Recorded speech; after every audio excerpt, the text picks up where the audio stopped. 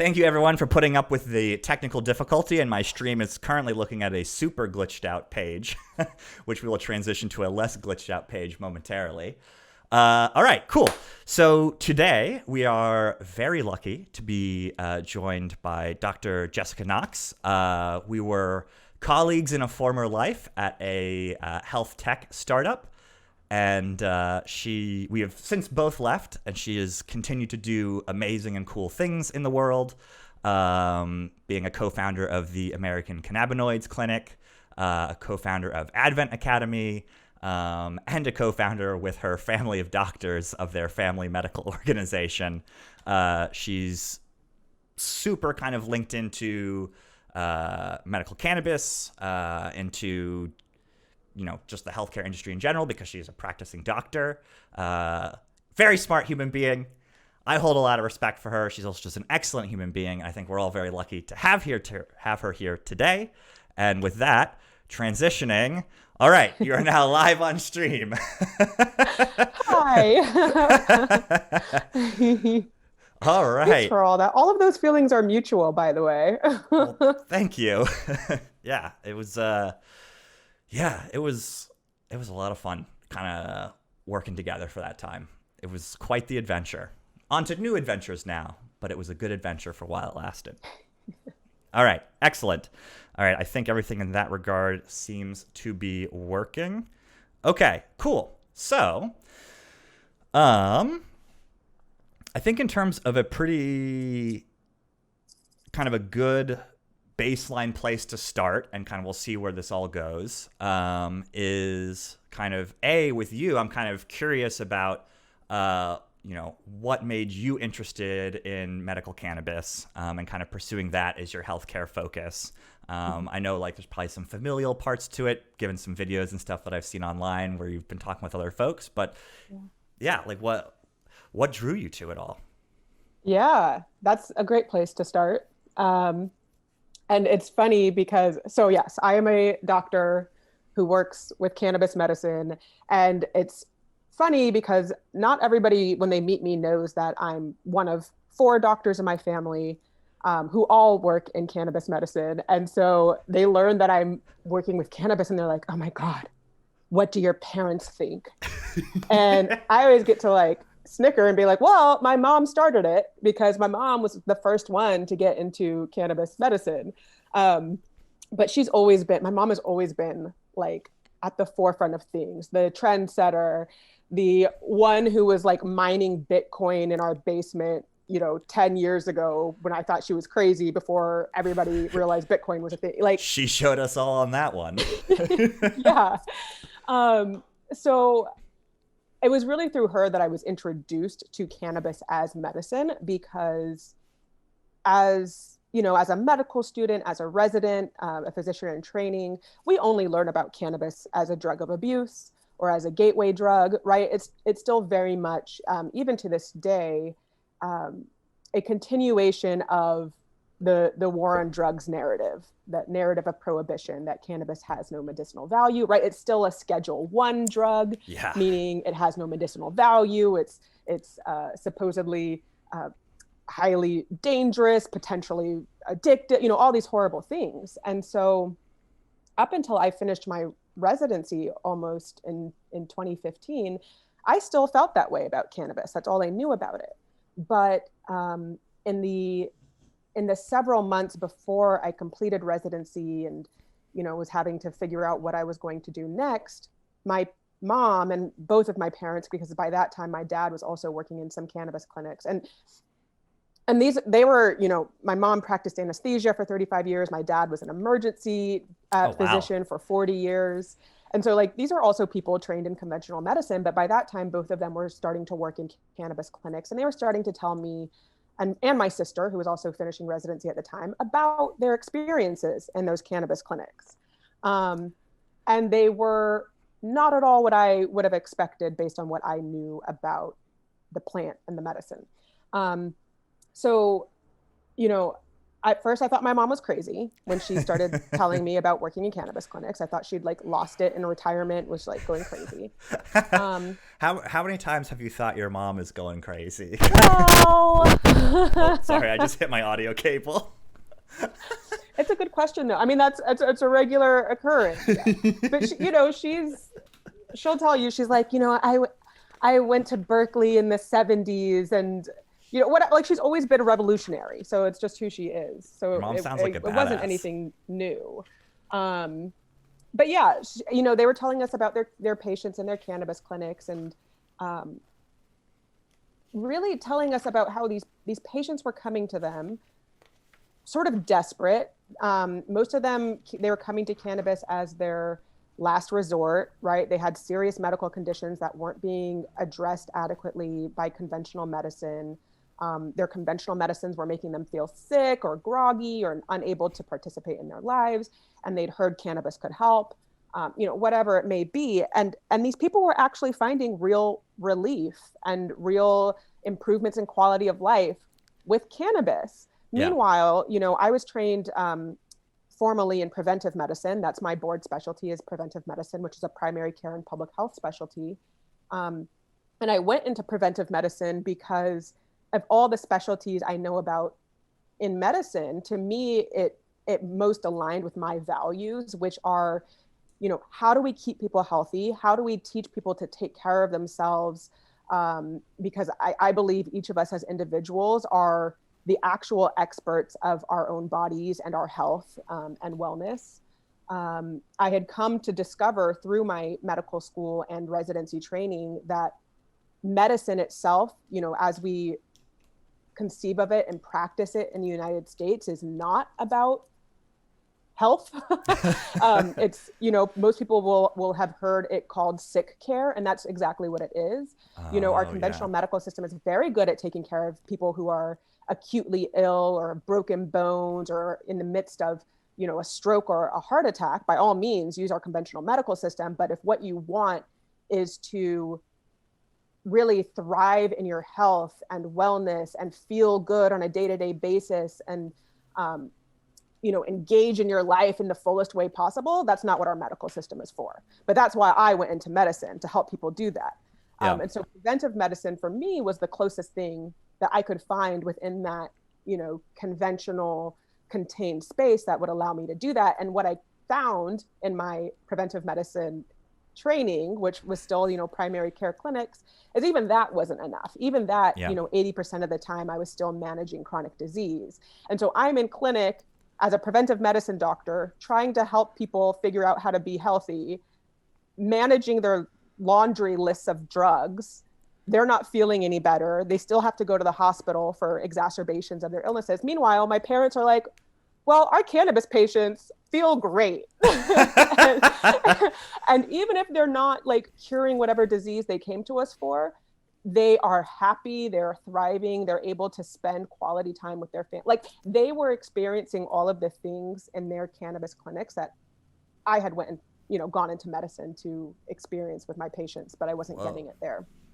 And so as I was leaving residency, I started working in two spaces. So one is the startup where you and I work together. I was working there like as I came out of residency, but at the same time, at least for the first year or so that I was working at our startup, it was just part-time. So I was also working in cannabis clinics myself.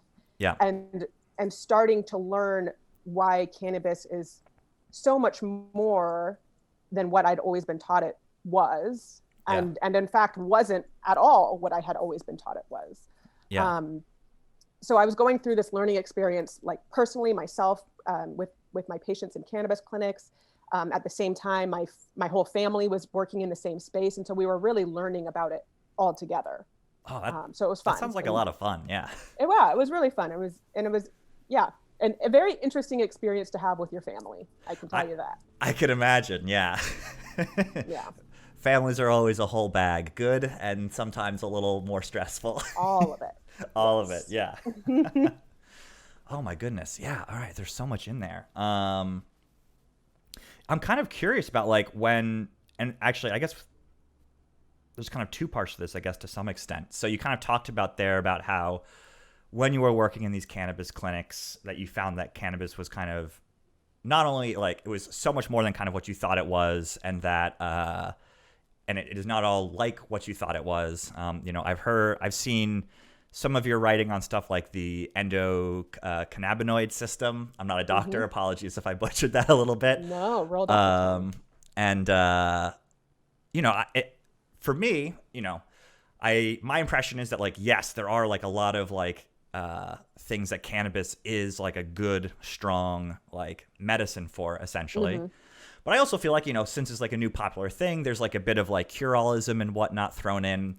Yeah. So like, given that, you are a literal doctor specialized in the field, I'm curious about like, what have you kind of learned about cannabis in terms of where it actually seems to have like kind of proven medicinal use, kind of promising medicinal use? Are there any areas where it's like, hey, don't believe the hype or whatever? Like, what does that kind of landscape look like?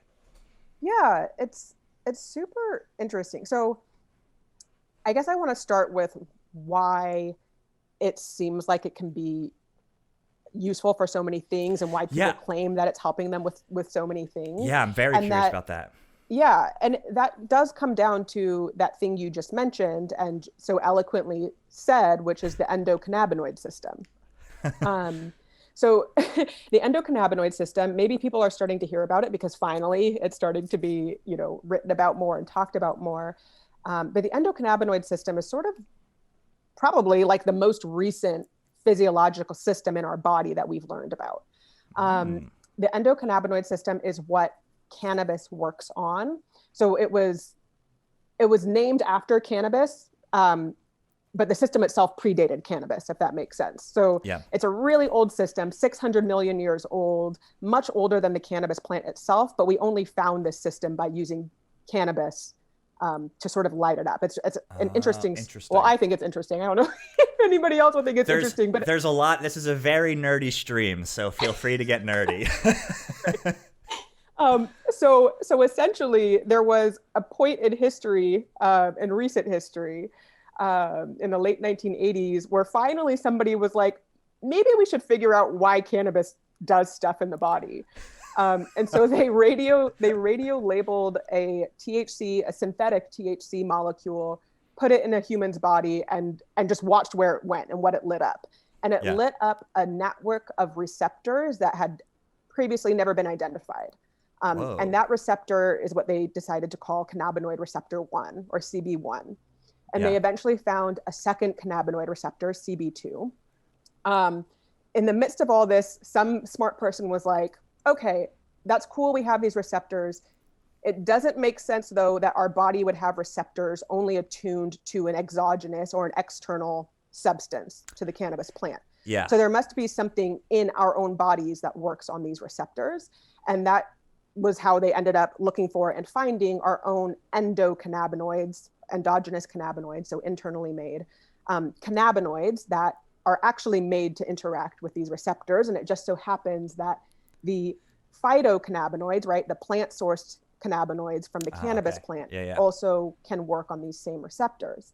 But it turns out the endocannabinoid system, and really some of us are starting to talk about the endocannabinoid dome because it seems to be much bigger than even we've come to understand so far. But at its core, the endocannabinoid system is distributed throughout the body.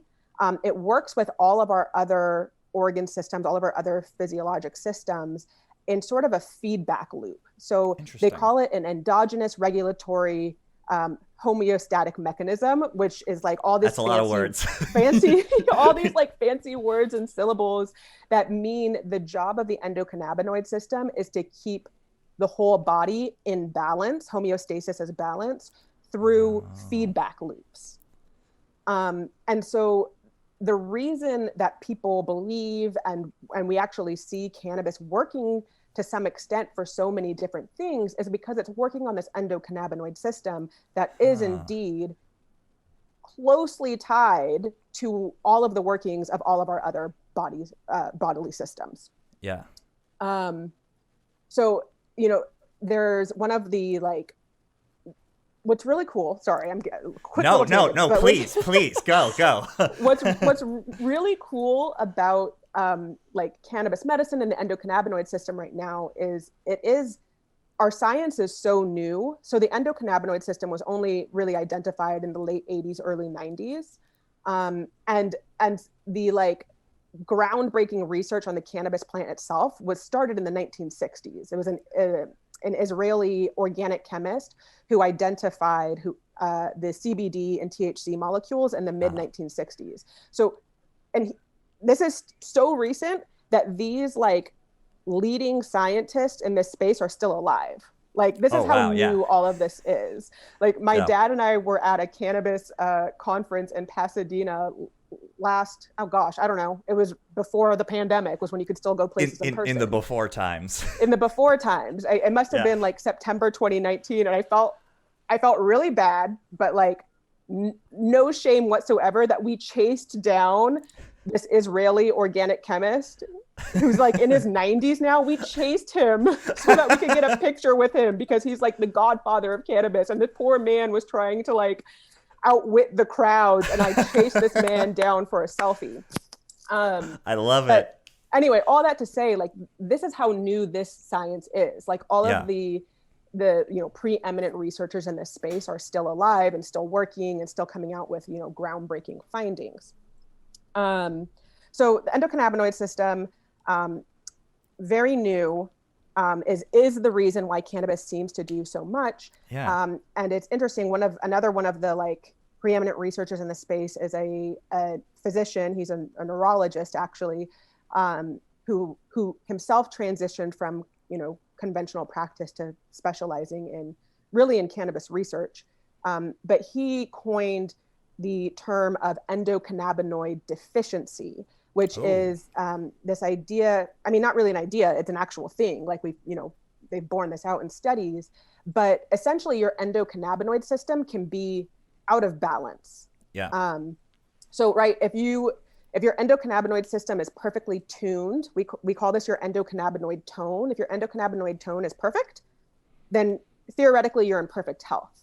But of course, nothing's ever perfect. Nothing ever stays in perfect balance. And so your endocannabinoid system can be deficient, meaning you don't have enough endocannabinoids around, or your cannabinoid receptors aren't plentiful enough, or you can even have endocannabinoid system like hyperactivity.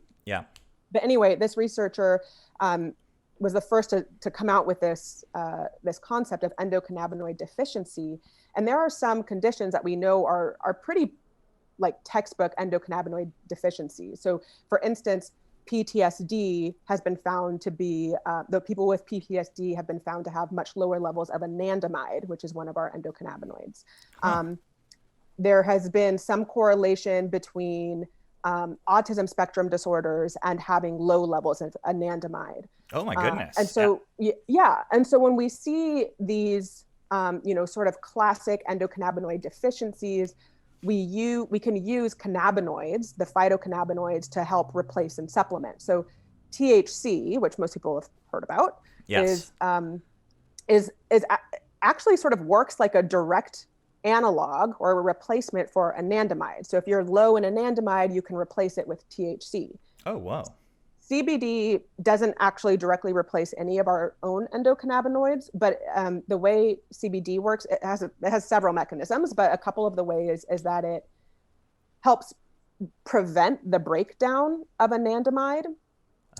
So anandamide can stick around longer. So for people who are anandamide deficient, but they can't tolerate THC or whatever it may be, you can give them CBD to help boost their anandamide levels. So that was a super duper long answer to explain to explain why cannabis seems like it can help with so many things, because our endocannabinoid system is just, it's so crucial really to every, mechanism going on in our bodies from the time we are conceived to the time we die. Wow. I mean, I was already like pretty generally sold on the benefits of medical cannabis and stuff like that, but I had no appreciation for the fact that it was like linked into a system that is so omnipresent throughout the body. And that's really, that's very cool. And totally kind of casts the kind of cure-all aspect of it into a very sort of different light there. Yeah. As this kind of like research has been going on, how is kind of the like traditional medical establishment kind of been reacting to this research? And I guess also even by like extension a little bit, like you talked about how it seems to like work well for like PTSD, like, oh, sorry, hold on. I forgot to mute my alerts. I just got an alert that just played a bunch of loud noise on my end. But thank you for the follow.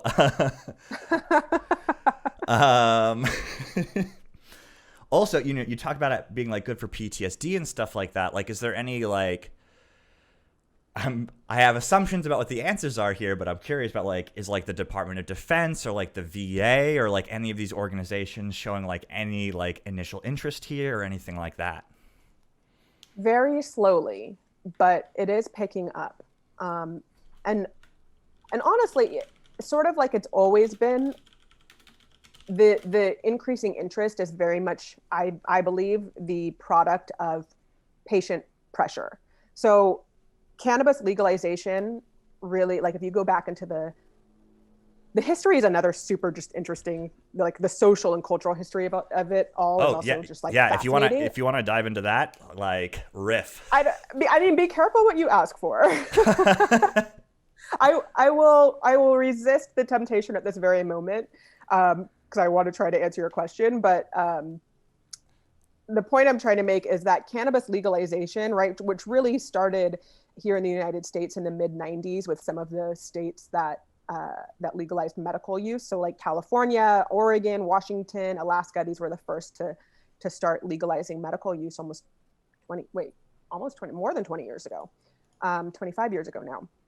But those pushes really came from patients, right? From people who were using cannabis to medicate and care for themselves, and put the pressure on their, you know, local and state and federal officials to legalize cannabis. And so, you know, fast forward 25 years, obviously we're still in the midst of the legalization, progression. Certainly we're up to, I think it's hard to keep track anymore, but something like 34 feels like it's really states. been speeding up in the past like 5 years. Yeah, it has been. And really that still has been the result of patients really advocating for their own rights. And, you know, other people are starting to pick up and realize like, oh, there's actually something here. So that, you know, that includes, some places like the VA are starting to ask questions and starting to try to push to do research. But it's so complicated because cannabis remains a Schedule I drug, meaning it's illegal federally, right? Yeah. So there have been all kinds of like back and forth between states and the federal government of whether there's going to be enforcement or who's protected or who's whatever. Research is still very difficult to do in the United States regarding cannabis. So it remains that, you know, if you want to do research on the cannabis plant, you have to get approval from the DEA, the FDA, and NIDA, right? So you have to go through three separate federal bodies to get approval to do research. And they are still very much interested, not in the possibilities of what cannabis can do. They're very much still interested in what are the negatives, what are the harms of cannabis. Yeah. So like jumping real quick back into a little bit of a history lesson. Yes. When cannabis was prohibited in the United States, which happened in like the mid 1930s, shortly thereafter, all research regarding cannabis was also prohibited, except for NIDA, the National Institute of Drug Abuse, would approve, as I said a moment ago, they would approve research that was designed to look at what are the harms of cannabis. Like, is it going to make our kids crazy or homicidal or sex reefer addicts madness or like whatever it might be. Yeah. And they gave approval to the University of Mississippi only. The University of Mississippi has the single like federally approved cannabis grown in the United States. So it, it supplied the cannabis to the handful of people in the 1980s who got government approval to use cannabis for their medical conditions. Mm-hmm. And they've supplied all the cannabis for any research that has been done in the United States. Apparently the cannabis they provide is like of super low quality, just like really bad, just like moldy, full of stent, like just not good stuff that you would want to do research on, right? Because like people aren't using moldy wood-filled cannabis to medicate themselves. So why are we doing research on woody, moldy wood-filled cannabis? So whatever, all of that aside. Seems to hurt the external validity of any experiments. Yeah, there you go. So that has largely been the state of officially sanctioned research on cannabis in the United States. But meanwhile, starting in the 1960s, remember I mentioned that Israeli organic chemist who is like the godfather of cannabis? Yeah. His research What a great title also. Godfather of cannabis. Cool?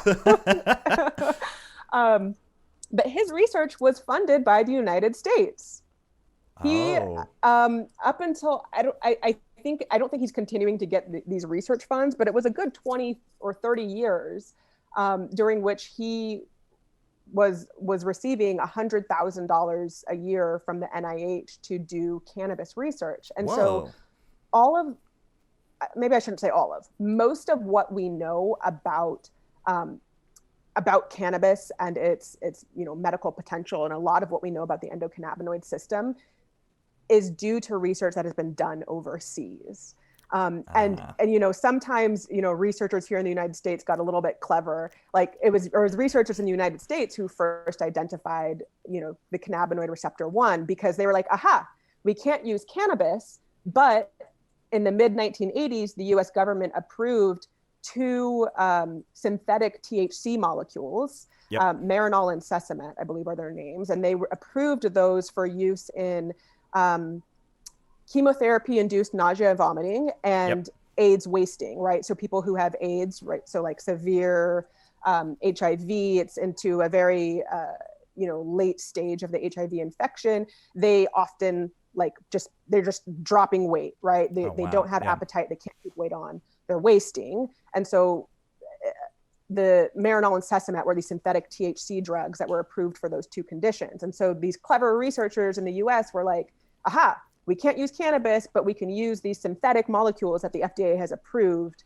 to do research. And that's how they found the cannabinoid receptor 1 and yada, yada, yada. Yeah. But so all that to say, research in the United States is still very complicated. It's still very limited because of sort of like the federal milieu. But, people are starting to ask questions. And so, my family has been contacted by, state representatives who want to have some questions answered because they want to know if cannabis might be something that they should be pushing for, right? So they want to have some research done or some questions answered at a clinical level. Yeah. Things like that. So like the progress is slow, but it's there. It's moving. Yeah. Bit by bit. Yeah. Yeah. Yeah. Oh man. All right. So I mean, I guess, in terms of it having been slowed down by drug prohibition and kind of how the U.S. has approached drugs. So one thing that we kind of dive into, we talk about all sorts of like political issues and stuff like that on this stream. And one post of yours that I saw you share on LinkedIn was about folks trying to explore like how can the emergence of this new cannabis industry be used ideally to build like generational wealth and bring some equity to the United States for the communities, most notably the Black community, that have been kind of heavily targeted via the war on drugs. And I'm kind of curious, like, like, how do you see efforts evolving there? Does it seem like it's actually going to be able to be a tool for that? Or like the big pharma company's going to come in and gobble everything up? If you just want to like rant about it all a little bit, also, like, the floor is open for that. But like, I don't know. I mean, yeah. I mean, look, like, there's a Nixon That's how aide I feel about it. Yeah, like there's a Nixon aide literally like on record coming out saying that like the war on drugs was like explicitly designed to like disrupt like black communities in the US. Like it's pretty fucked up. Yeah. It's sick and sad, and it's all the things. And cannabis prohibition actually has, not to anybody's surprise, I'm sure, actually has some like very racist roots as well. Yeah. So I can't. Okay, we're gonna do a little more history, you guys. I just can't help myself. Yes, please. So cannabis prohibition, right, came about in the early 1930s. Prior to that, cannabis was widely used. I mean, so like cannabis has been used as a drug or medicine, as a spiritual tool, as a food tool, has been used to make hemp or fiber and building. It's been used throughout centuries. It's like the fact that cannabis has been prohibited for about 100 years or so is really like a blip in reality. So prior to its prohibition in the United States in the mid 1930s, cannabis-based medicines made up about 50% of the medications that doctors prescribed in the United States. Whoa, holy moly. It was a major part of our pharmacopoeia. You could buy it over the counter at pharmacies. It was very commonly found in people's medicine cabinets. Like, it was a super regular part of life. Then all of a sudden it wasn't. So a few things happened. And not all of them are like, because like cannabis is like the best, whatever. So one thing that happened that's like a legit, I guess, concern about cannabis, but I will remind me to come back to this because I actually don't think it's a real concern, but it was a concern at the time. At this time, big pharmaceutical companies, which were at the time making these cannabis tinctures that were prescribed, they were starting to produce new sorts of medications, things like aspirin, right? They were starting to produce these single molecule, patentable, very replicable medicines that patentable is the big part that like jumps out for me. It's interesting, right? But I mean, the fact of the matter is, cannabis, it was and largely still is a whole plant medicine. It's polypharmaceutical in and of itself. There are more than 400 active chemicals in a cannabis plant, right? And that includes the phytocannabinoids such as THC, CBD, CBG, CBN, really all your ABCs of cannabinoids. It includes the terpenes, the flavonoids, whatever. There's a laundry list of 400, right? So what that means is that it's not as straightforward to dose. It's highly variable. All of these things that medicine was starting to move away from. Medicine was starting to move towards highly regulated, which again, not a bad thing, like highly regulated, highly reproducible. But that was probably like the least nefarious reason that we moved away from cannabis. Okay, so that was one reason. The second reason that we moved away from cannabis, and this is very sinister in my opinion, but again, not shocking. There were politicians and ideologues. It's funny how it works out like that so often.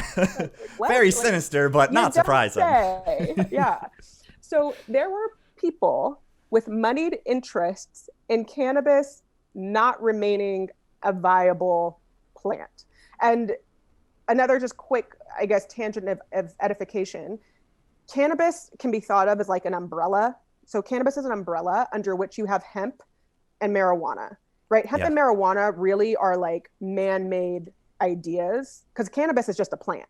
But hemp is like a variety of cannabis that now we in the United States have defined as a cannabis plant that has less than zero or no more than, it's up to and including 0.3% THC by dry weight. So that is hemp. And the hemp plant, obviously, because it's low in THC, is therefore higher in other cannabinoids, but it also, depending on the way you grow it, can also be much more fibrous and yada, yada. And then by exclusion, marijuana is any cannabis plant that has more than 0.3% THC. Okay, but it's all cannabis. But at this time, right, in the early mid 1930s, there was a machine that was being developed called the decorticator.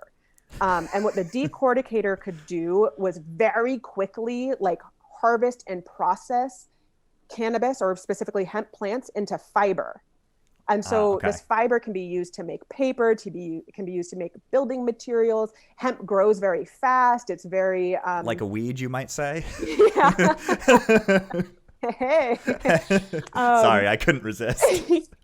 So, right, but it was like hemp was about to go from something that was very tedious and took a lot of work to process into usable materials to something that was just going to be like a crazy major commodity. Yeah. And there were people who didn't want that to happen because they wanted their lumber-based paper to remain the main source of paper. They wanted their newly developed plastics to be used as opposed to hemp, which can also be. Oh my goodness, the plastic so it's crazy, one's so right? triggering. So, yeah, because that. Oh my goodness, because we just learned last week that only 8% of plastic ends up getting recycled. It's like that stuff is not actually recyclable. My God, it's terrible. It's terrible. I don't know enough about this, but I have high hopes for like these new enzymes that they're finding that can like eat up plastic really quickly, but I don't know. Like, I'm super concerned about. Anyway, sorry to bring up that doomer. No, it's a real problem. Yeah. And yes. So that was another thing, right? So we talked about the pharmaceutical stuff. We talked about the fact that there were business interests, right? And just like today, those business interests had a lot of money to feed into politics and yada, yada, yada. But then the third arm of cannabis prohibition was really, they had to convince the people. They had to convince the people that cannabis was dangerous and that they shouldn't want it to be legal, right? Because remember, these were 50% of our medications. Like this was a usual part of life. So how did they convince the American people that cannabis is horrible? By demonizing Black and brown people, right? So at this time, we had a lot of Mexican immigrants coming to do work, to do labor, and they brought with them their cannabis plants, which they called marijuana. We had, I never knew that. Yeah. That's where marijuana comes from. It's, and so there, again, aside, sorry, but there's a lot of contention still about whether we should or should not use the term marijuana because of these roots of prohibition, because marijuana was really used to demonize specifically Mexican people. And so it was like, oh, Mexican immigrants are coming, they're taking our jobs, they're bringing their demon plant. I've heard that one before. Meanwhile, yeah, right? Meanwhile, at this time, there was also, jazz was also really big. And our jazz musicians were largely Black people. And Black people used cannabis. They called it reefer. So then we have reefer badness, right? Like reefer is going to make people crazy. It's going to make them sex crazed. They're going to rape all of our women. Like it was madness. But they essentially used these narratives and Black and brown people as others to help justify this prohibition of this plant as well. So then by the mid 1930s, they didn't actually legally prohibit cannabis. What they did was they put in place the Marijuana Tax Act. Oh, interesting. Which required you, in order to prescribe, grow, manufacture, produce, sell, to do anything with cannabis, you had to procure this tax stamp. The government, to my knowledge, the government has not to this day ever issued a tax stamp. Right, because it was. Oh, okay. Right. I see what you're doing there, government. Yeah, exactly. So it's not illegal per se, but in order for it to be legal, you have to have this stamp, which is extremely expensive and extremely difficult to get. Yeah. So they effectively prohibited cannabis. Yeah. And it wasn't until the 1970s Controlled Substances Act that cannabis was made a Schedule 1 drug, along with, you know, heroin and LSD and that stuff, that it, you know, was actually like federally illegal. Oh, okay. Okay. But by that time, right, then we have the war on drugs, and like we have all like 50 years of super effective propaganda about how awful and evil and terrible cannabis is. Yeah. And that's all most of us have learned about it, right? Like most of us are, well, I don't know much about your audience, but you and me, we are kids of the DARE era. Yes, right? I still remember 5th grade. I still remember that cop walking into the telling me about the drugs. They're gonna get you. Yeah. So I tell you all that history. Now I don't remember what the question was, but that's my question was, here. Given that like extraordinarily problematic history that has like so many of the kind of threads of drug prohibition kind of just woven into kind of American racism, essentially. Yes. And kind of now that it looks like things are finally starting to change in terms of cannabis, like, is this like, like clearly people are trying to make it a tool to like for equity and to build wealth and things like that. Yeah. And I'm just curious about like how well is that going? Like, what have you seen in that world? Like all that stuff. It's a challenge. Yeah. A lot of people are trying to make cannabis all sorts of things. And there is a group that is really working hard to make sure that it is used as a tool for equity. So most people probably know the war on drugs, as you've already said, you know, disproportionately harmed Black people and brown people in general, indigenous folks, right? It hurt people of color at large. But yes, especially Black communities. And, you know, the war on drugs was perpetrated through cannabis, you know, by and large in these communities, and you know, some other drugs as well. But it didn't just harm the people it put in prison, right? Yeah. It harmed their families. It harmed the entire communities. The war on drugs was used as justification to not invest in these communities and not care about them and to take resources away. All of these terrible things. And so now we have cannabis legalization rapidly expanding. You know, it's projected to be a like multiples of hundreds of billions of dollar industry, if not trillions of dollar industry. Yeah. For most of us, this is really the first time in our lifetimes, and maybe the only time in our lifetime, where we are here at what is still the inception of what's going to be a brand new industry of that magnitude. Yeah. And so we are still at the formative stages of this industry, which is why some of us are working so hard and so quickly to make sure that the industry is developed in a way that is more positive than all of our other big industries have ended up being developed. And it's also used as an opportunity to help the people that it harmed the most. Yeah. So, you know, as an example of how the industry is not doing that right now, you know, cannabis is already a multiple $billion industry. And what we are seeing is that, you know, throughout Prohibition, cannabis never went away, obviously. Throughout Prohibition, there have always been people growing it and selling it. Some people refer to that as the black market. I don't know why they have to call it the black market. We like to call it the legacy market. Interesting. But, you know, there have been all of these legacy players, a lot of whom have gone to jail for, you know, selling or possessing this substance, which is now legal.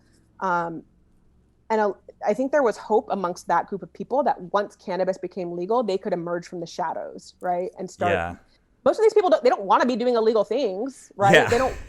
They want to be legal, but they believe in what they're doing. They believe in the importance of what they're doing and the you know, righteousness of what they're doing. So there are those people who, you know, hopefully would have come into having legitimate businesses. But what we've seen instead, for the most part, is big moneyed interests that are very often what big moneyed interests have always looked like. Yep. are recognizing the great financial opportunity that cannabis is as a budding industry, and they are swooping in and setting up major operations.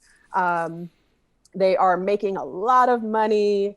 They are doing it obviously like very legally and also very prominently. Meanwhile, we still have in prison a bunch of Black and brown people.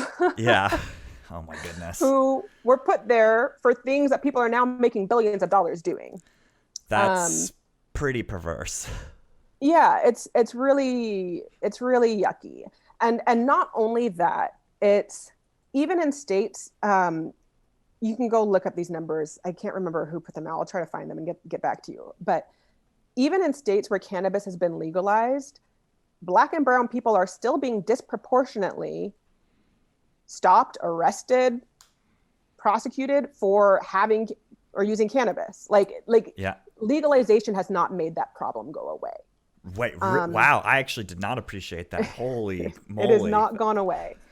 And what makes all of this worse is that very often these cannabis legislation is written such that if you have ever been I'm not looking for the word accused. Like you've been not condemned. Prosecuted? Prosecuted, jailed? but convicted? Convicted, thank you. Okay, if you have ever been convicted of a cannabis crime, you cannot participate in the cannabis industry.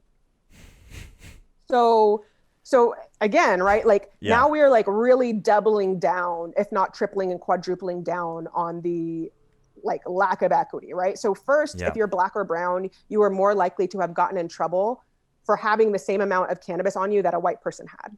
Yep. Right? Because we actually know that Black and brown people don't use or possess cannabis at different rates from white people. They're just more likely to be arrested and convicted for it. Yeah. So first, you're more likely to have been convicted for having or using. Now, okay, you've served your sentence, you've gotten out, or your record's been expunged because they're like, oh yeah, like whatever. But now, because of your history, you also can't get into the cannabis industry. So like it's like level upon level of injustice. Again, meanwhile, some people are getting very, very rich off of cannabis. But like that's all really bad, but it's like not even all of it, because like the other thing that cannabis prohibition did, and I think this is what like gets me probably the angriest, is how do I want to put this? So, right, I learned about cannabis through my own study and through working with my family to learn about it. And our eyes were very much opened. We were so amazed when cannabis led us to learn about the endocannabinoid system and what it means for health and disease. And really, we call ourselves endocannabinologists, meaning we specialize in the function, dysfunction, and modulation of the endocannabinoid system. Okay. And through that, of course, we use cannabis as medicine. But our primary, focus is the endocannabinoid system itself. And the fact of the matter is, you don't have to use cannabis to treat your endocannabinoid system. We can use a number of other botanicals. We can use nutrition. We can use detoxification and spirituality and mind-body practices like massage and exercise and acupuncture, and like all of these things that Western medicine in particular has really tried to undermine and throw away as witchcraft or snake oil medicine. Yeah. And so by prohibiting cannabis and by, thereby sort of like prohibiting the ability of people to learn about this system, you've taken away a tool that people might have otherwise had to care for themselves. But you didn't just take away the tool. You also told these people and showed these people that this tool will be used to crush you and your family and your communities. Oh boy, yeah. Right. So like, yeah, that's not just taking it away. Yeah, it's so much more. And so, Black and brown people are sicker in the United States, right? Like if people didn't already know that was very much unveiled Corona, yeah. by coronavirus. Like Yeah. our Black and brown people are very, very sick. And they're largely sick with lifestyle conditions, but conditions that are also amenable to being treated with cannabis itself, if they choose that that's a route they want to take. But instead of them being open to learning about cannabis as a potential tool for their health and well-being, as opposed to them learning that they have an endocannabinoid system that they can use all of these other things to care for, even if they don't want to use cannabis, they are terrified. Black and brown people remain terrified of cannabis. Like, I've spent the last however many years, 3 years, my family even longer, traveling around the country, traveling around the world, trying to educate as many people as we can about cannabis. Yeah. The people from whom we get the most pushback are Black people. They get angry. Yeah. They get angry that we would come in and suggest that cannabis might be a useful tool, because all they know is that their sons and their fathers and their uncles and their boyfriend, like all they know is that they have been put in jail and the key has been thrown away because of cannabis. Right. So it's like, it's I understand that reaction. Yeah. Like, right. You can't blame them. Yeah. It completely makes sense. Like, you can't blame them. And so, so it's like a myriad like level of things that we're trying to work on. We're trying to help people understand that, cannabis can be a tool for personal wellness and personal health. It can be a tool for you to maybe grow a business. But, for people who are terrified of cannabis and are so scared to use it, like, you don't have to use cannabis. I don't care if you use it or not. I want you to know you have an endocannabinoid system. I want you to know how to take care of it. But if you don't want to use cannabis, that's fine. But what I do want you to know is that, yes, cannabis was used to hurt you and your family and your community. Cannabis should be used to help restore and to rectify the wrongs that were done. Because even if you don't want to use cannabis personally, even if you don't want to have a cannabis business, cannabis is generating so much money. It's generating so much money. It's generating so much in tax revenue. That money should be going back to the communities that bore the burden of cannabis prohibition. And so there are groups working on that. My family works a lot in that, and it's educating folks. It is trying to get legislation that is in itself equitable, because what we've seen is not great. So there are, throughout the legalized states, many of them have put in place what they call equity programs, social equity programs, which in theory are nice. Like, they're designed to try to help people who have been the victims of cannabis prohibition, or people who are from those zip codes that were most harmed by the war on drugs. These programs are supposed to help them make a successful cannabis business. Unfortunately, many of those programs weren't well thought through, and they're not being executed well. And what we're seeing is a lot of predatory action, where like one of these like moneyed white men will come in and be like, hey, you can have 51% of your business. I'll take 49% for the first 3 years. And then after 3 years, I'll own your business. Like, it's like yucky stuff. That's ugh. So that's like oil baron, I'll drink your milkshake. So there's still, there's a lot of predatory action going on. But which is why we're working really hard to educate my sister in particular. So my sister's awesome. But people can go look up her TED Talk, Dr. Rachel Knox TED Talk. All right. But anyway, everyone, Dr. Rachel Knox TED Talk. Go check it out. So she is very involved in helping write like model bills and legislation for states to adopt. She's the chair of the Oregon Cannabis Commission. She's like on all sorts of committees and all this stuff to try to get this right, because like we are at the moment where we need to get this right. Yeah. Because if we don't, there's no turning back, and we may not have another opportunity. Yeah, the iron's hot right now, and once we craft it into a shape, it's like, well, all right, inertia is just going to carry that forwards. Yep, exactly. So she in particular, and with our support, is working hard to write legislation that has equity baked in, meaning, it's thinking about where tax revenues go and how it feeds back into the community. Again, because just because it says cannabis, like tax revenue coming in, doesn't mean it needs to go to make sure Black people open cannabis businesses. Like, they need parks. They need they need parks are really schools. nice. They need, I really endorse parks.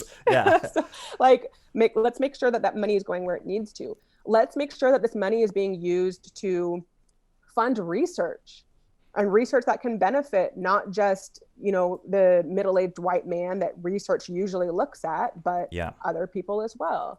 But there's a lot of work to do. We're working hard on it. Yeah.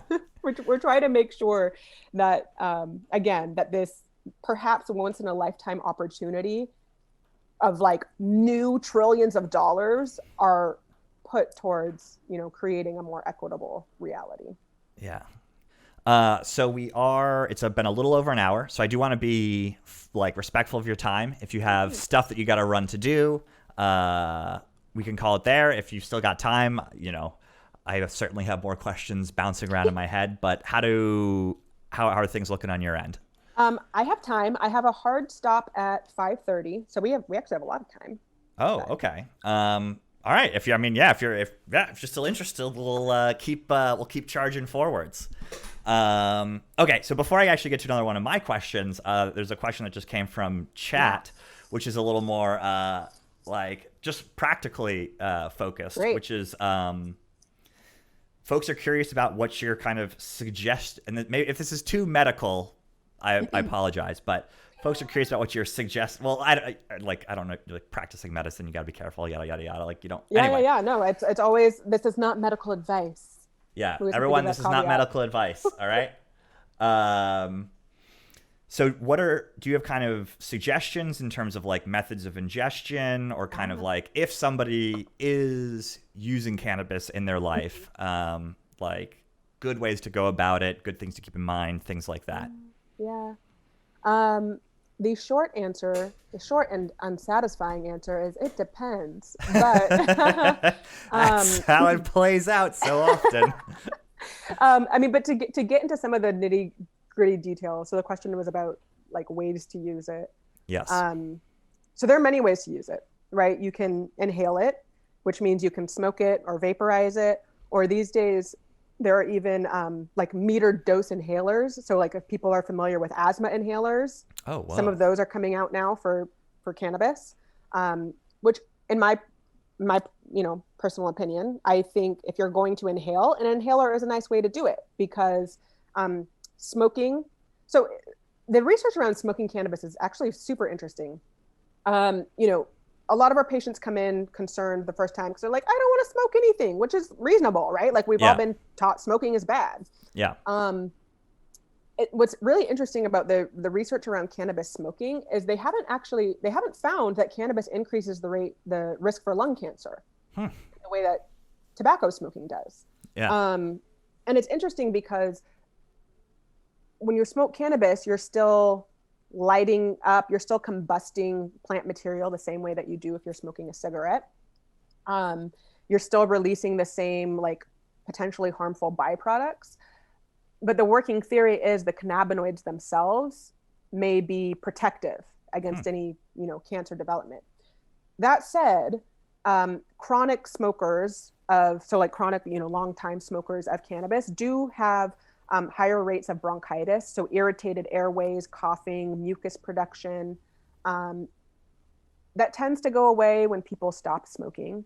But the fact of the matter remains, if you're heating up something and burning it and then inhaling it, it can harm your airways. Yeah. Which is why I like the inhalers, because there's no heat whatsoever. It's delivering an aerosolized powder. Vaporizing theoretically can be much gentler than smoking, because the way that vaporizing works theoretically is that if you have a great vaporizer, like a volcano, like those old school big, but you can control the temperature at which you're heating the material, right? As opposed to when you set something on fire, it's hot. But with a vaporizer, you can control the temperature. And so the different cannabinoids and different terpenes actually have different temperatures at which they volatilize. So like different temperatures at which they are released. Yeah. So theoretically, if you can, I mean, there are charts on this, you can go find their temperatures, but you can stop at each temperature and release this particular cannabinoid or that particular terpene. Yep. Without burning the material and producing the combustion byproducts that can be harmful. So I would say if you want to inhale, and the reason people want to inhale, there are good reasons to inhale. It works very quickly. So if you need some rapid relief from, I don't know, anxiety, right? Nobody wants to sit and wait 30 minutes for something to kick in if you're feeling anxious. Yep. You can inhale and it will work within a minute for some people, but in general, it works within 3 to 10 minutes. So you're getting very fast onset. That makes it easy to titrate, meaning easy to adjust the dose. So you'll know within 10 minutes if that dose wasn't enough for you and you can dose again. And the effect of inhaling lasts 2 to 4 hours. There are also the like mucosal methods, transmucosal. So like a tincture. Tinctures are very popular these days because they're like, there's little drops you drop under your tongue and you hold in your mouth for a minute and then they'll get absorbed right into your sublingual mucosa. You can rub those into your, nasal septum. There are those like rapid dissolving strips. So if you remember like those Listerine strips that people would like. Oh yeah, I remember those. Like they're cannabis ones now. Oh. And the tinctures are nice because they don't work quite as quickly as the inhaled methods. They can take 10 to 15 minutes to kick in, but still pretty quick. And if you're not into inhaling, that's a nice quick way to still get some relief as well. Then obviously you can ingest, right? Edibles, gummies, chocolates, those are still very popular. There are beverages coming out. There are capsules coming out. There's all kinds of ways to like eat cannabis. Eating cannabis is tricky because it takes a long time to work. Depending on the health of your GI tract, depending on what else you've eaten, it can take anywhere from 30 minutes at the fastest up to 2 hours for you to feel the effects of something you've eaten. Yeah. So whereas we talked about, you get very quick feedback about whether you need a more dose with inhaling or even with a tincture, you don't get that quick feedback with an edible. And so most people who have like horror stories about like that terrible high they had with cannabis, it's because they had an edible and they had too much. Yeah. I'm not feeling it. Let me have another. Exactly that. And not only that, I love this science. It's like so nerdy and so cool. So when THC is metabolized through your liver, it's metabolized into what's called 11-hydroxy-THC, right? Delta 9 THC is like the THC everybody knows. But when it is metabolized through our liver, it gets turned into 11-hydroxy-THC, which is 10 times more powerful than THC. Holy moly. So when you eat cannabis or eat THC, almost 100% of it will go through your liver before it gets to anywhere else. And so a very large part of that THC will get converted to 11-hydroxy-THC. So not only is it going to take you longer to feel it, but by the time you feel it, it's probably going to be stronger than you might have thought it was going to be. Versus if you inhale, it's something like, I think it's like maybe 10 to 20%, depending on some variables, will get converted into 11-hydroxy-THC. So, but the nice thing about eating it is that it lasts 6 to 8 hours, right? So if you have something where you need to sleep through the night or you want to get all day relief without like redosing multiple times, an edible is a great option. You just need to understand the dosing. Yeah. And with all of these, but certainly with edibles, the start low, go slow mantra is super key. So like you're starting at a low dose. If you're brand new to cannabis, you might be starting with 2.5 milligrams or 5 milligrams of total cannabinoids. Yep. And then waiting to see how that works. And then increasing only as needed. Yeah. There's also topical and transdermal methods. So, lotions, creams, balms, which are great for more superficial concerns. Like if you have muscle or joint issues or you have skin issues. The skin patches are transdermal. So that means like they'll actually penetrate and get into your systemic circulation. There are also suppositories, which a lot of people like are a little, sketchy about. Yeah. But, suppositories, they go in your rectum or in your vagina if you have that part. Can be really great for low back pain, for pelvic pain, just for like any symptomology going on down there. So again, right, it all comes back to, it depends. Like, what are you trying to accomplish? What are you trying to treat? Do you want something that works quickly? Do you want something that works a long time? And you can combine these methods. Like we are always sort of advocating method layering, which means if you want to get a quick acting but long duration of effect, then you're going to mix perhaps an inhalation with an edible. But you just need to sort of know the ins and outs of how these work and how they'll affect you so that you can use them, safely and effectively, which is what we all want to do. Yeah, makes sense.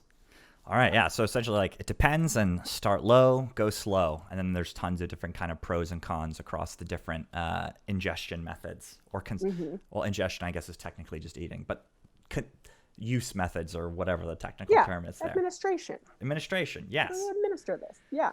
All right, actually, before getting back to more questions, another question from chat. All right, so this one's a fellow named Hazy is Live, who is from the UK. Is interested in kind of what your thoughts are in terms of, like, what does the future look like as best as you can prognosticate in terms of, like, federal legalization and kind of the path forwards in the United States and stuff like that. Since you're so involved with everything, it seems like we're heading towards like full legalization in the United States, but, like, what does, like, the timetable there look like? I don't like what are roadblocks, things along those lines. Yeah, I don't have a good sense of the timeline. Like, it's sort of all over the place what people are expecting. I agree that we are moving towards federal legalization. I'm concerned about federal legalization. I actually don't want it to happen too soon. Okay. I'm concerned. Well, first of all, I'm concerned that they're going to do it wrong. Yeah. Like, which if they legalize tomorrow, I assure you they would do it wrong. They would do it in a way that makes the cannabis industry like every other big industry, specifically pharma. Yeah. They would do it in a way that it does not serve equity. Yep. Not necessarily, I'm not excluding this, but not necessarily because they're nefarious and evil, but because I don't think they know how to do it right. Yeah. It's just like, no offense, but a lot of white people don't like equity is just not something that they think about, right? Yeah. It's just not. And no worries, no need to say no offense. It's all 100% all good. Like it's just not a part of their like what comes to mind. Yep. So like so many of us need to be educated on just asking the question: is that equitable? So like they're not prepared to write legislation that would be equitable right now. Yep. And what's happening really, so cannabis is federally illegal. That has not stopped pharmaceutical companies from working on cannabis things, right? Just because they're not out there with cannabis products doesn't mean they're not working on them. Okay. And so one of my major concerns with federal legalization is that immediately opens up a path for these major pharmaceutical companies to come out with their cannabis products and to dominate the market. All right, so they're like waiting in the wings, like, all right, yes, 100%. Yeah. 100%. And they would squash most of our small players, right? Like some of these MSOs, the multi-state orgs that are pretty big, like Cookies and Curaleaf, like they'd probably be fine. But the smaller players who are trying to do things right and trying to do things well, not to say that Cookies and Curaleaf aren't trying to do things right and well, but like these smaller mom and pop players would be crushed. Yeah. And that's problematic, I think, for a number of reasons, which we don't have to get into. I think most people like know the problems of small players getting wiped off the map. But what particularly concerns me about pharmaceutical, what I assume will be pharma's model of cannabis medicine is it's going to be the same as what they've always done, right? Yeah. As we said before, they like single molecule, right? Isolate. They like single molecule patentable medicines. Yep. So what they want to do is they want to create an isolated CBD in an IV that you can pump into someone's arm, or THC, or whatever cannabinoid it is. And here's what we know about the pharmacology of cannabis. It works best as a whole plant medicine. It And we know this because there actually are, right? Pharma, again, we already know their model. They've already come out with Marinol and Sesamet, those synthetic THC isolates. They've come out with Epidiolex. So Epidiolex is the first actual cannabis-derived medicine that is FDA approved. It's essentially a CBD isolate, meaning only CBD, but it's actually extracted from whole plant cannabis. Okay. And so it was approved, 2018? But it was approved for 2 rare and very severe seizure disorders. Within the past year, they also expanded its indication list to a 3rd difficult to treat seizure disorder. Epidiolex is essentially CBD, essentially a CBD isolate with it has alcohol, strawberry flavoring, and a couple of other weird things. Yeah. But what we know from studies is that what makes your drug patentable? We put strawberry flavoring in it. Strawberry flavoring. It's oh my God. And you're giving this to sick kids? What are you saying? Yeah. Anyway, what we know about, for instance, what we know about the side effects of CBD, because CBD, the cannabinoids in general, cannabis in general, very safe. Yeah. Very safe, right? Yeah. People might get too high and be uncomfortable. They might have a panic attack. They might think they're dying. In rare cases, people might have a psychotic incident, right, with super high THC. But people don't die from cannabis alone. Yeah. So what we know of CBD side effects, we've learned from Epidiolex trials. So we know that in high doses of CBD isolate, you can reversibly, thankfully, but you can reversibly injure the liver. Oh my goodness. They've done studies with AIDS patients who were receiving Marinol and Sesamet, and they asked them, they had them use that, and they'd also used cannabis, whole plant cannabis, and they said the whole plant cannabis is more effective, it has fewer side effects, it's just better tolerated. Yeah. So what we know about the pharmacology of cannabis is that what is it? It's the whole is greater than the sum of its parts, right? That's what they say. We call it the entourage effect, where all of the cannabinoids that are in the cannabis plant, the terpenes, the flavonoids, the various antioxidants, all of these things are working together, not only to sort of boost one another, but also to mitigate one another, to mitigate and modulate and really optimize one another. So they work more effectively together than separately. Yeah. And it's interesting, an outstanding question I have, because a lot of manufacturers recognize this, right? They recognize that the entourage effect is real.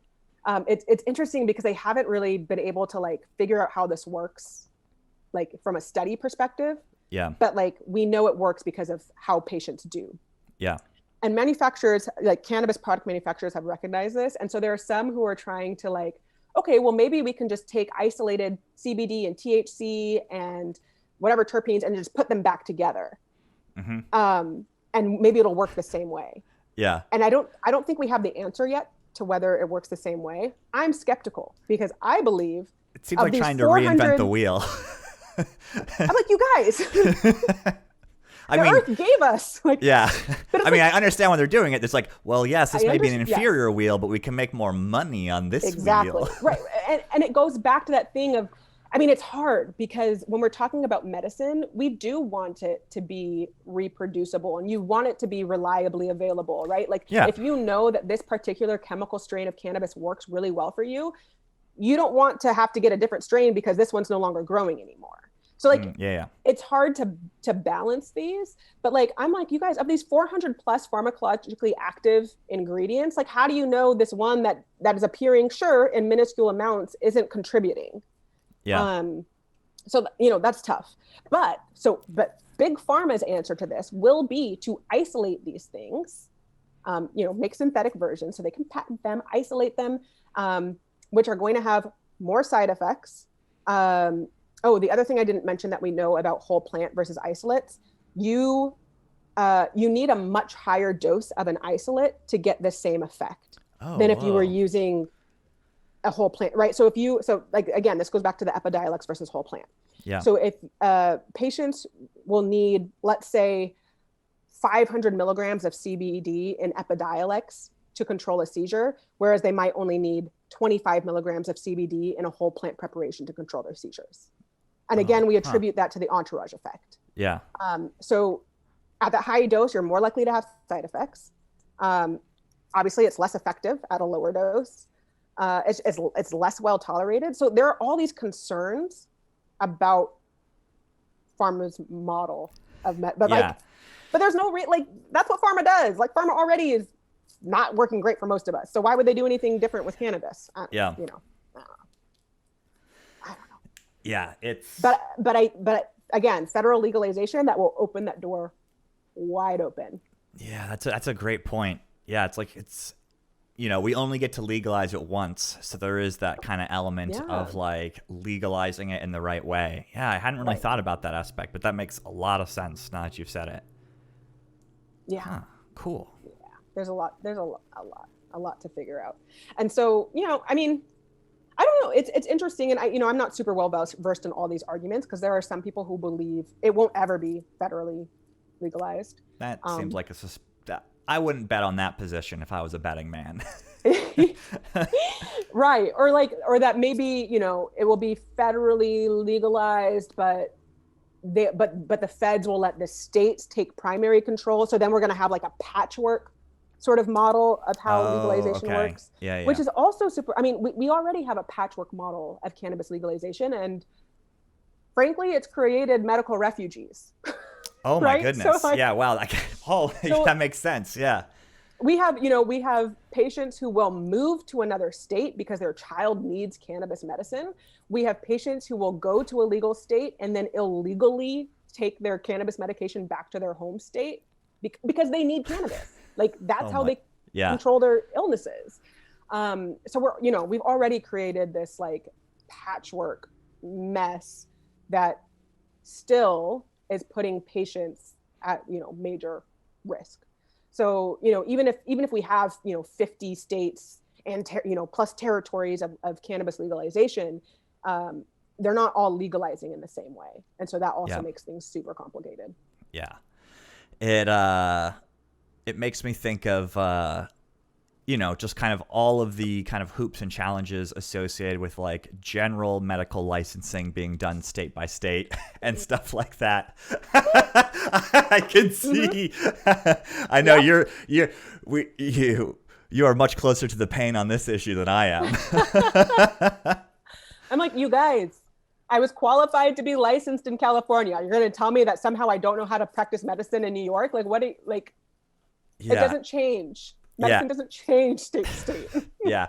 And actually, I guess, I may have gotten a little bit too inside baseball there. So just to explain to my audience briefly for a moment. So feel free to expound on this, but essentially medical licensing is done on a state by state basis. So if a doctor is licensed in one state, that does not mean they can practice medicine in another state. And if you want to do any sort of kind of modern medical care via the internet or anything like that, it suddenly turns into this huge nightmare from a licensing perspective where you have to do it state by state by state, even though really it's just red tape. At least my impression is it's just a bunch of insane red tape. Mm-hmm. I don't know. Every state wants their money. Is it like a licensing fee sort of situation that seems to be driving the persistence of the system? I think that's what it's about. They all want to collect their which is honestly fine. Like I'll pay you all, but like, do I really need to send all of you my high school and college and medical school transcripts? Do I need recommendation letters for all of you? I mean, I don't know. Honestly, I don't know what else it would be because frankly, and sometimes states, obviously they do have different rules and regulations about like the way you prescribe opioids or whether you can recommend cannabis, things like that differ state to state, that to some extent, I guess, are monitored and regulated by the medical boards. But I'm pretty sure that there's a smarter, more efficient, better way to do this. Probably. I actually, it just gave me an idea for humor. I mean, it's not humorous, but like a business idea where it's like, it's a service for doctors where it's like, we take care of all of the like grunt work of your licensing across states, like for like a small monthly fee or something like that.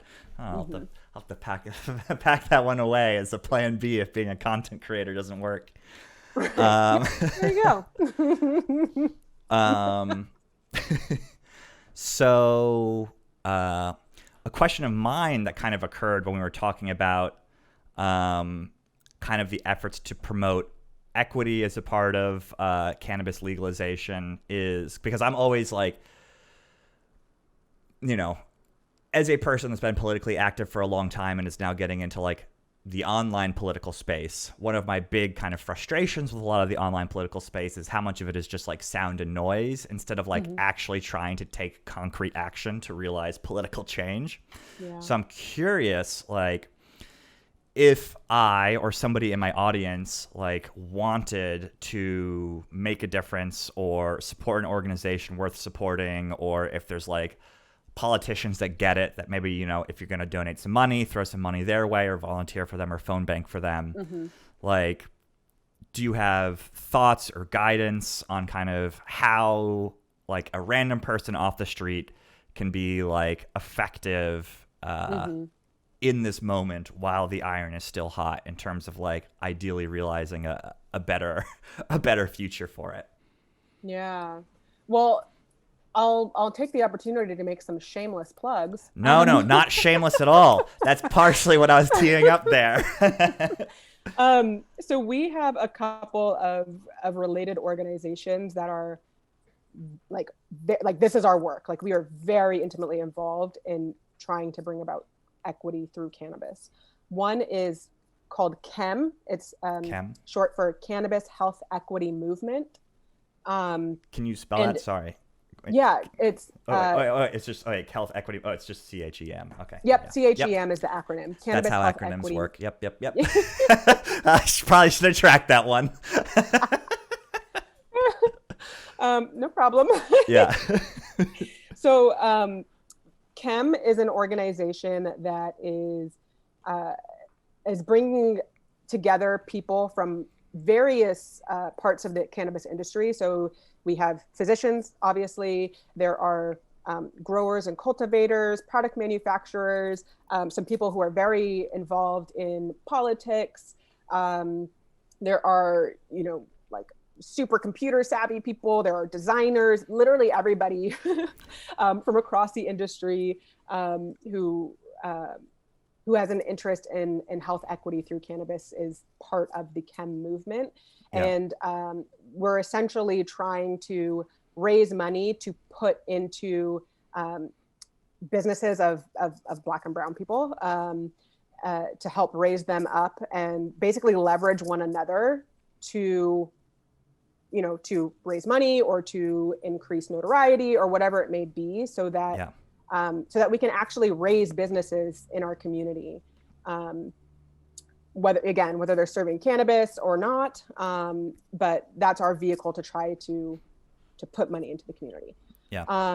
Our other organization is called, similarly, it's called ACHEM. So that is the Association for Cannabis Health Equity in Medicine. That is a first of its kind. It is a national medical association for Black, brown, indigenous, just people of color in medicine. So whether they're licensed health professionals or students, and that's health professionals of any, you know, of any ilk. So physicians, nurses, acupuncturists, masseuses, like whatever. Yeah. But for those people who want to learn about, you know, how to use cannabis therapeutically so that they can take that information to their patients.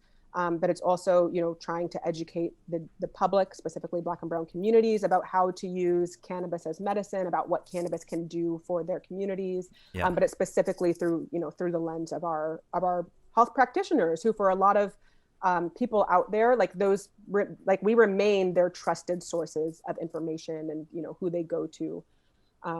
So, you know, recognizing that medical schools still don't teach anything about the endocannabinoid system or cannabis medicine. We're trying to make sure that education does get out there, and specifically does get out there to Black and brown health practitioners and to their patients, so that they can benefit from that info. So those are two orgs, Chem and ACAM. They are both sort of always raising money to try to further our missions. As far as politicians, it's super interesting. So there are some politicians who have been very reliably supportive. One of them is an Oregon senator, Earl Blumenauer. There have been others. I think, Cory Booker's been pretty involved in trying to push forward cannabis legalization, or not necessarily legalization, but like legislation. But it's interesting. Politics is so hard. So, yes, indeed. So like one of the things that happened really recently, people might have heard of the MORE Act. And, again, the politics like isn't really my wheelhouse, so I might mess this up. But the MORE Act was essentially, and maybe Earl Blumenauer is actually he might be in the House of Representatives now that I'm thinking about it, because I think he was involved. Anyway, whatever. The MORE Act was an act that was, supposed to push forward cannabis legalization in the House. It I guess, initially had written into it some, promising pieces regarding equity and whatnot. Yeah. But then at the 11th hour, again, surprise, surprise, a lot of BS got written into the MORE Act. Where essentially a lot of the equity language that had been previously in the act was removed or was changed such that equity was no longer going to be served. And the House actually successfully passed the MORE Act, I think at the beginning of December. And then then it has to go to Senate, and it was interesting because there was a lot of celebration in the cannabis community for the passage of the MORE Act because of what people believed it was going to do. But my sister, again, who was like very intimately involved in like paying attention to all of these things and advocating or not advocating for them, was like, guys, this was not good. We don't want this to pass the Senate. If it passes, like, it's actually super problematic. But it became problematic because that's how our politics often work, right? Like in order to get some things passed, some other stuff gets put in, and like whatever. Yeah. So it's tricky with the politics, obviously, because it's never straightforward. It's never like an A to B situation. Yeah. The making of the sausage was never pretty, especially not these days. Yeah. Mm-mm.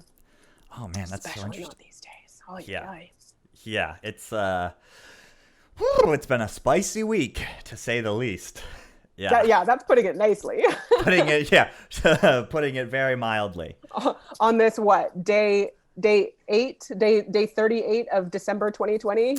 Yes, exactly. Right. That's I saw a tweet yesterday where it's like, today's essentially December 37th of 2020, and I'm like, yeah, may as well be. Right. Yeah. 2020, the year that never ends. Okay.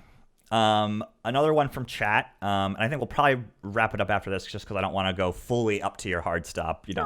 It's nice to, have time to do something between meetings and stuff like that. You're so courteous. So a viewer, The Cutout, is interested in if you have perspective on kind of how the agriculture industry is kind of interacting with the legalization of cannabis, given that it is a crop, it's a plant, it's grown, and that, this is something that seems to be able to grow very easily and whatnot. And is big ag muddling with the pie or anything like that? Like, what's going on there? Yeah, that's a great question. So I might take I was about to say, I haven't heard of big ag muddling yet. That may or may not be true. It is interesting.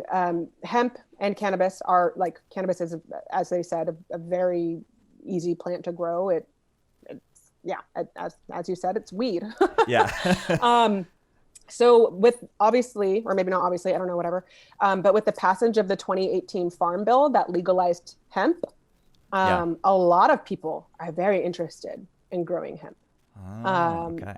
And, a lot of them are growing it so that, CBD can be extracted. So you can have hemp-derived CBD, which is federally legal for all intents and purposes. There are some states, individual states, I think South Dakota is one of them, that has somehow been No, we still don't like hemp derived CBD is still not okay. Whatever. Thanks, South Dakota. It's so weird. Um, but yeah, there is a lot of interest in general from farmers and cultivators in growing hemp. I don't know the numbers, but like a ton of acreage has been added to hemp grows around the country. Oh, wow. There have been a lot of pushes for um, trying to sort of like reinvigorate farmers that have been struggling by having them start to grow hemp. Okay. Yeah. Because there's a lot of money that can be made from growing hemp. And, another one of our interests in chem is that there's a lot of attention to medicinal cannabis and to hemp derived CBD, and for good reason. But I think it's something like 72% of the cannabis plant right now goes to waste. Oh my goodness. It's really unfortunate because you can use 100% of the cannabis plant. Yeah. So, right, like most of it goes to waste because the phytocannabinoids themselves are mostly produced on the flowers. Yeah. And so, people take the flowers, but then they discard the leaves and the stems and the roots. All of that can be used for, whether it's for making fiber. The roots actually have a lot of good nutrients in them, including some of the, I think they're canflavins that like you can't find anywhere else in the plant. There's some terpenes that you can't find anywhere else in the plant, but in the roots. So you can make a nice tea out of cannabis roots and get some great, nutrition from them. You can use the seeds. The seeds can be used for food. To make hemp seed oil, which hemp seeds have the perfect omega-3 to omega-6 ratio. There are all these uses for the plants that right now is just like going to the wayside. So, again, chem is working hard on helping people understand and actually teaching people how to use 100% of the plant, because that's going to be great for your bottom line if you can do it. Yeah. There's also been a lot of interest, specifically in getting Black and brown farmers to grow hemp, because that's a whole nother topic, right? How Black and brown farmers have really been victimized throughout our history, but trying to help them learn how to grow and process hemp plants and hopefully build some generational wealth for themselves and their families. Yeah. So yes, we definitely have seen an explosion in the acreage that is going to growing hemp. If cannabis ever is federally legalized, I expect we would see the same with, the general cannabis plant. As far as big ag, I'm not aware of them muddling, but I wouldn't be shocked if they were doing the same thing as big pharma and just waiting in the wings for whatever, whatever special version of Roundup they want to put out and like fancy seeds.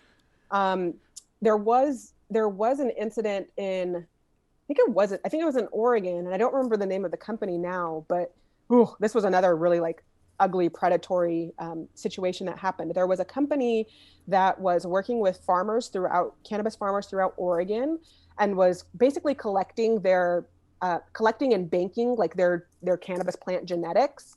Okay.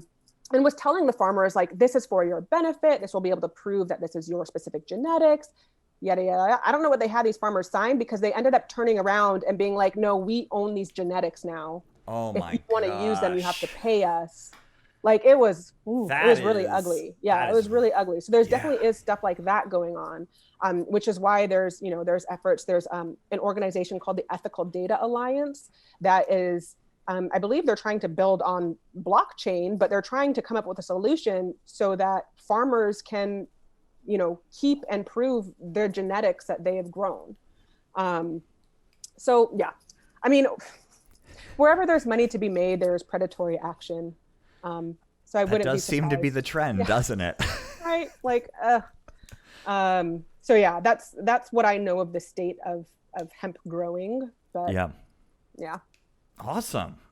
Heck yeah. All right. Well, this was a fantastic conversation. I really, really appreciate you sitting down for like more than an hour. We've been chatting for a while. Like, I know you're very busy, so it is Much appreciated. I've learned a ton in this conversation so far. Thank you for humoring all of my tangents into the history and like. No, though that's why you're here, for the tangents. For if you ever want to come on again to give more tangents about whatever, like, the door is always open in that regard. Thank you. I guess if you have any kind of final like plugs or anything like that you want to like throw out there, like, feel free to throw it out. But otherwise, my chat is currently saying thank you to you as well, so I'm not the only person saying thank you. But yes, unless like you want to plug anything, I guess we can stop before your heart stops. All right, excellent, cool. Well, thank you again for coming on. And we should also just, catch up as human beings, not on stream. Always. Yeah. I'm always down to catch up with you. Yeah. All right. See ya. Oh, wait, you can't see me right now. Sorry, but I'm waving. Bye. Bye.